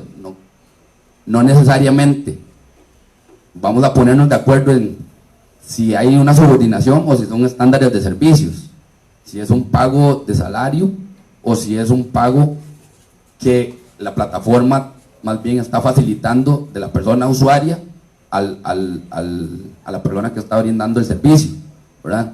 Pero entonces no es más bien, deberíamos ir más allá y buscar una nueva legislación, una nueva figura que establezca la posibilidad de que estas personas ejerzan vamos a ver, que más bien sean productivas, ¿verdad?, dentro del uso de estas plataformas, sin necesidad de tener que enmarcarlos dentro de una regulación vieja, ¿verdad?, o como de una relación laboral. ¿Y a qué voy con esto?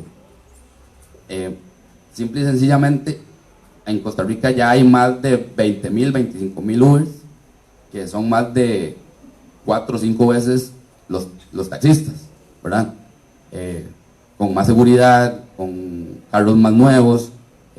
Entonces, mi pregunta es esa: no es prudente pensar, y don Eric, que está involucrado tal vez un poquito más en el tema legislativo, no es prudente pensar en que la legislación es la que debe evolucionar y no tratar de enmarcar el servicio dentro de una legislación que tiene más de 50, 70 años, ¿verdad? Bueno, yo creo que tal vez Eric, vamos opinando. Era lo que decíamos, y José María lo había comentado en el Colegio de Abogados también, en unas exposiciones. Lo que yo siento es que, y con Carlos también lo he hablado, el derecho se está quedando atrasado con la realidad social. Imagínense que no solo en cuanto a esto de la tecnología, hay un montón de temas dentro del ámbito laboral que estamos súper atrasados, que nos hemos quedado atrasados y dándole siempre la misma medicina, o incluso no pudiendo poner la medicina porque no tenemos con qué enfrentarnos. Hablemos de la subcontratación, que eso ya está superado, aquí no, nosotros no. Hablemos de la tercerización, hablemos de las tecnologías de información, hablemos de la robótica, muchachos, que eso es otro gran tema dentro de este ámbito. ¿Qué es lo que está pasando con la robótica? José María muy atinadamente también lo había tocado en su momento. O sea, tenés toda la razón. ¿Qué es lo que estamos haciendo? Queremos, por lo menos, darle algo al país con este tipo de regulación, específicamente la que comentamos del Uber, pero tenemos también un grave problema como costarricenses dentro de nuestra gran democracia, es que no nos ponemos de acuerdo. Unos dicen una cosa, otros dicen otra, y unos lo satanizan, otros dicen que no, y vieran cómo cuesta, muchachos, gobernar, hacer política pública dentro de nuestro sistema que no es dictatorial, que digamos, no, esto va y punto, y ya se acabó, no. Pero yo creo que todo esto, y gracias a don Carlos Gómez, que provocó, digamos, estos espacios, eso nos ayuda para ser pensantes. Ustedes en un futuro, no muy lejano, asesores legislativos, futuros diputados y diputadas, jueces de la República, bueno, piensen en esto que estamos hablando hoy. El derecho se está quedando rezagado. Demos, como decís vos, un instrumento que venga, aunque sea hacer una forma paliativa, pero que respondamos, porque ahorita vea que estamos atados, no sabemos, unos dicen una cosa, otros otras, y esos son los conflictos sociales que usted ve a diario, que se agarran taxistas con Uber. Eso es lo que tenemos que generar nosotros como futuros abogados y abogadas. Tenemos que cuidar el ordenamiento jurídico, la seguridad social del país, la seguridad jurídica, la certeza jurídica. Para eso estamos. Y más bien yo aprovecho para darle las gracias a don Carlos y a José María por este espacio, porque esto es lo que nos hace ser pensantes. Muchas gracias, don Eric.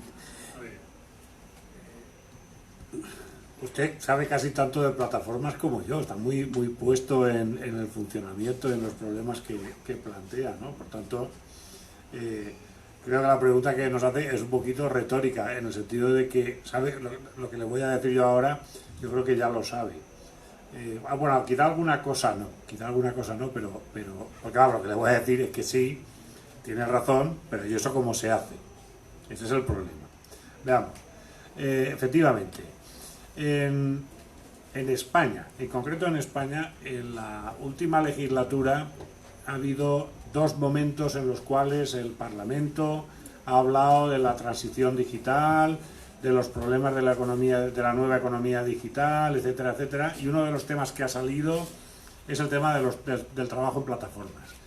Y por unanimidad, que esto en España es complicado de hacer, la comisión donde se estaba discutiendo este tema ha dicho que efectivamente habrá que hacer una regulación, que tendrá que ser una regulación nueva que salvaguarde los derechos de los trabajadores y la flexibilidad que necesitan estas plataformas, que son, en el fondo son progreso, porque como consumidores todos nos subimos en un Uber y todos llamamos al Uber Eats. Yo conozco varios casos de colegas míos que son de los que se suben al camión, como Lenin, para criticar a Uber y para criticar a tal, y yo he ido con uno de ellos en un Uber y he compartido una hamburguesa con otro de ellos traída por un Uber Eats. Quiero decir, que todos lo usamos y tal. Entonces, digamos, tenemos esa idea, ¿no? Tenemos que garantizar, pensamos que la plataforma es algo interesante y que nos viene bien como consumidores. Ahora, también queremos encontrar una cuadratura del círculo que sea facilitar a esos trabajadores un nivel de protección adecuado como deben tener, sin que la plataforma pierda flexibilidad. Eso es lo que dice la resolución, la proposición no de ley del Parlamento Español, que se aprobó por unanimidad, aunque ahora como estamos bloqueados pues no se va a desarrollar. Vale. ¿Eso se puede hacer? Esta sería la segunda parte de la pregunta.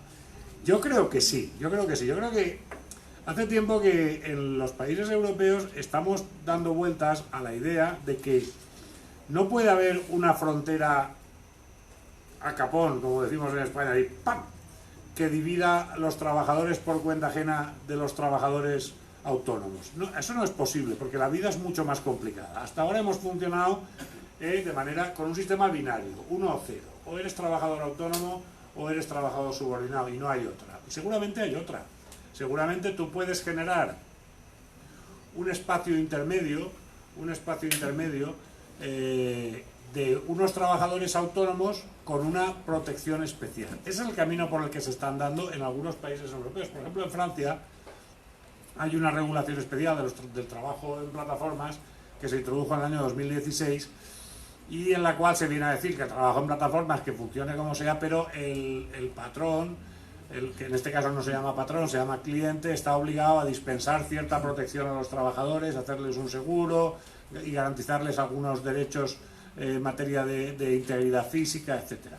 Eso ya existe en España también. En España desde el año 2007 tenemos una cosa que le llamamos trabajadores autónomos económicamente dependientes, que son trabajadores autónomos débiles que tienen una pequeña protección diferente de la de los autónomos, pero también pequeña en comparación con la que tienen los trabajadores subordinados. De hecho, en una tercera mutación, o en una cuarta mutación, o en una quinta mutación, las plataformas ahora están yendo a esa figura. Ya no sostienen que son autónomos. Ahora dicen, no, ustedes lo que son los riders, son trabajadores autónomos económicamente dependientes. Pero ¿cuál es el problema? Y con esto concluyo esta respuesta. El problema es que tendremos que averiguar cuál es la protección adecuada para meter en ese tercer cajón. Y ese es yo creo que es el tema del debate. Yo creo que el tema del debate es averiguar cuál es, porque los trade en España realmente dan un poquito de risa. Dan un poquito de risa. Es decir, la protección que dice, no, tenemos una protección de los trade. Tiene una protección de los trade, pero dice, no, los trade tendrán derecho al descanso anual. Lo que se llama para los trabajadores derecho a las vacaciones, para los trabajadores autónomos económicamente dependientes, trade, se llama derecho al descanso anual. Claro, pero las vacaciones son vacaciones pagadas. El descanso anual es que yo dejo de trabajar. ¿Y de dónde saco? No sé si me explico. Que hay derechos que cuesta de reconocer y no es fácil. Habrá que encontrar ese espacio intermedio, cómo se llena. Bueno, yo quería también decir algo. La realidad es que las tecnologías están aquí y como nos invaden vertiginosamente, se hace necesario la regulación estatal. Desde ese punto de vista estoy totalmente de acuerdo de que el Estado debe intervenir para regular estas tecnologías. Pero no para amarrar y para que pase lo que pasó en Barcelona, que Uber salió corriendo, sino para conciliar un poco el interés del empresario, el interés del ciudadano en tener un servicio, cualquiera que sea, frente a la explotación de la que a veces se aprovechan también algunos empresarios. De tal manera que yo pienso que tiene que haber una evolución de los conceptos tradicionales del contrato de trabajo, la subordinación, la ajenidad y todo eso esos conceptos tienen que variar. No podemos seguir con los conceptos de hace 50 años porque no nos van a servir para resolver los problemas de hoy. Y en eso intervendrá no solamente el legislador, sino también la doctrina. El compañero tuyo, Adrián Todolí, que escribe mucho sobre esto, pues me da la impresión de que es una de las doctrinas más fuertes a pensar de que todo es laboral, o por lo menos mayoritariamente, pero habrán otros que tendrán que contribuir a ese debate y hacer equilibrio también. ¿Alguna otra pregunta? Es un comentario, propiamente cuando se habla de economía colaborativa, es excelente desde el punto de vista de las fuentes de trabajo que tenemos, pero la actividad, si no se regula por parte del Estado, no se controla, pues no podemos llegar al derecho laboral que queremos en todas las regiones.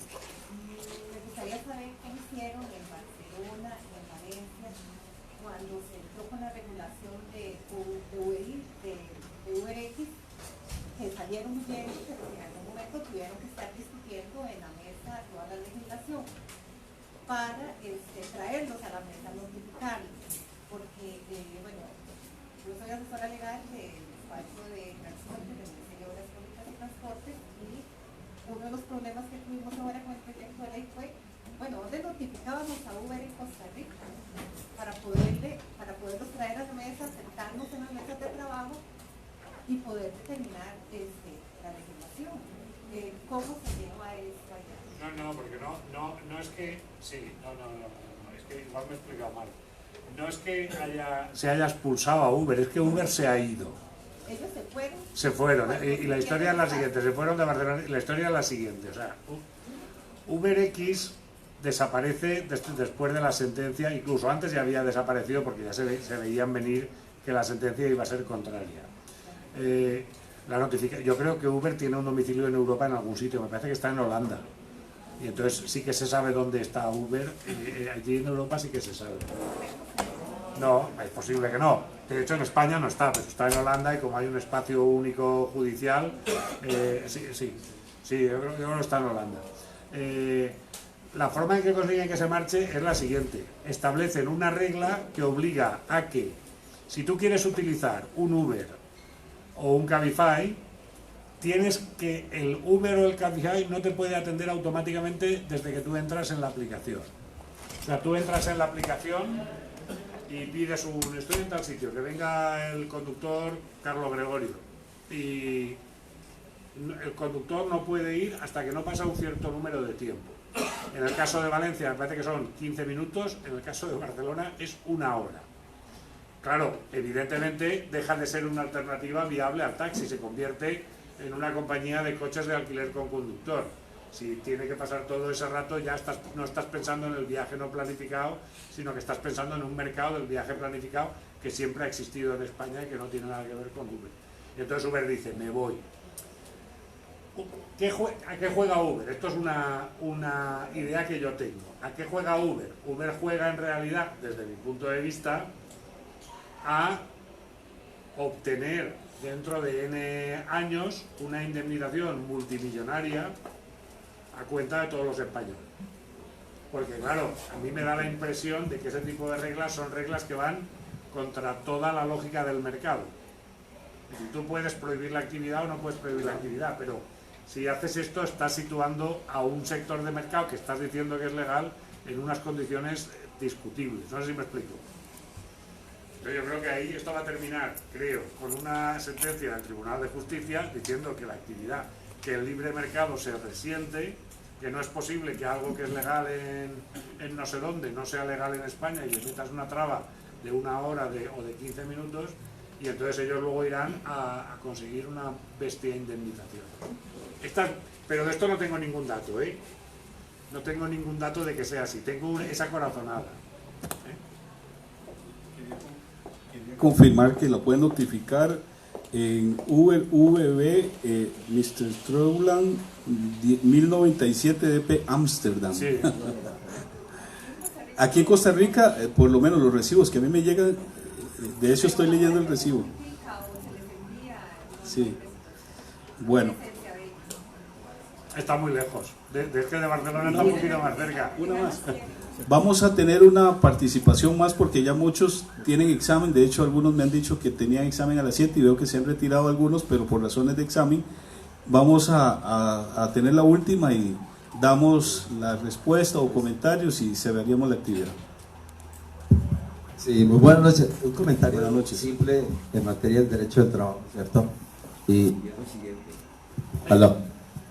Pues en primer lugar, hombre, la manifestación en cuanto a la incertidumbre del derecho es completamente válida, ¿no? Porque nos encontramos frente al reinado de la incertidumbre en materia del derecho y es perfectamente válido el comentario sobre el particular.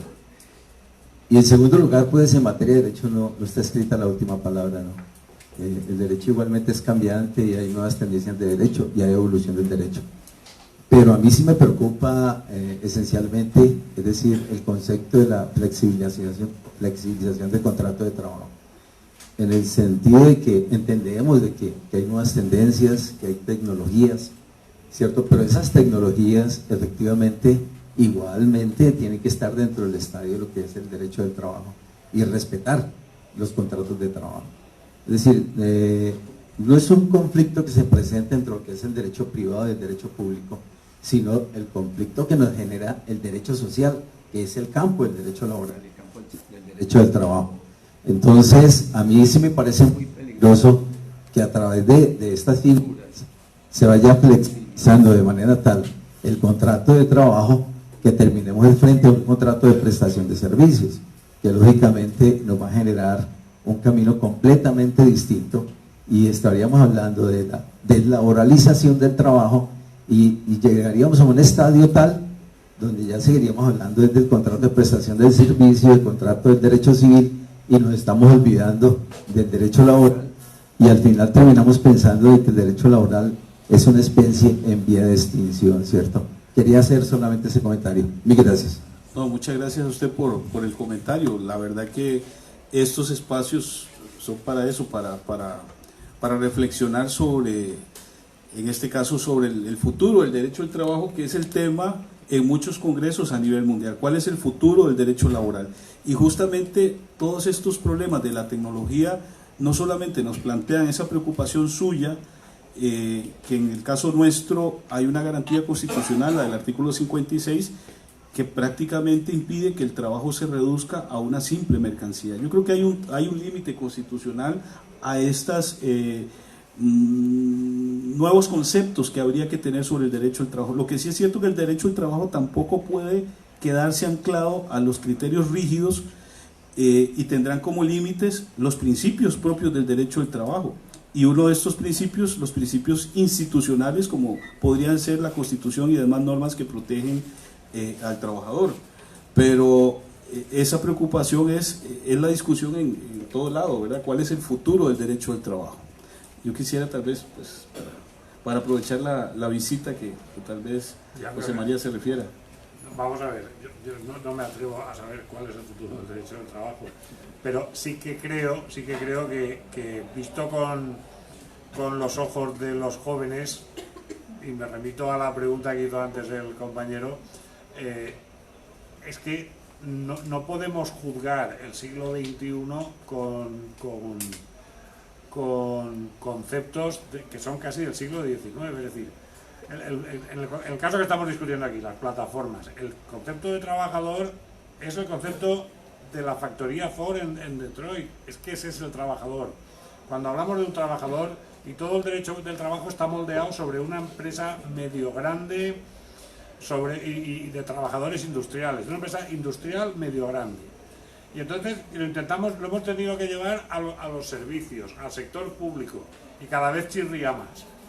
Y lo hemos tenido que llevar también a las pequeñas empresas, y chirría. Y ahora ya llegamos a una empresa que no tiene nada que ver. Es decir, que yo considero, efectivamente, como comentaba Eric, que hará falta que las empresas estas tributen, porque algunas de estas empresas tienen una tributación en los estados en que prestan servicios ridícula. O sea, salió lo que paga de impuestos Netflix en España y es ridículo. Es decir, que no recuerdo el dato, pero es ridículo. Es decir, un trabajador medio paga más impuestos que Netflix en España, con no sé cuántos millones de personas conectadas a la plataforma. Habrá que hacerlo y habrá que ir buscando espacios construyendo un nuevo derecho, es decir, en el cual seamos capaces de llegar a un lugar de alguna manera que está fuera de nuestro alcance, como es Holanda, etcétera, y tenemos que hacerlo. Y a lo mejor eso nos obliga a cambiar. Yo no creo que tengamos que pasar a que el derecho del trabajo desaparezca, pero sí que tendremos que hacer un esfuerzo serio de pensar y un esfuerzo serio de ver cómo cambiamos las tutelas que se pensaron en el siglo XX para trabajadores que se habían generado en el siglo XIX, cómo cambiamos las tutelas para los trabajadores del siglo XXI. No es fácil, ya lo he dicho al principio cuando le contesté al señor estudiante, claro que no es fácil. De hecho, yo no sabría hacerlo. Bueno, así que nos quedan muchos retos en el derecho del trabajo y nosotros como operadores y ustedes como estudiantes tenemos una obligación de estudiar, porque el derecho, lo hemos visto con esta conversación, el derecho se transforma constantemente y, como decía Couture, si no seguimos sus pasos seremos cada día menos abogados. Muchísimas gracias por haber venido, por haber participado. Que Dios les bendiga.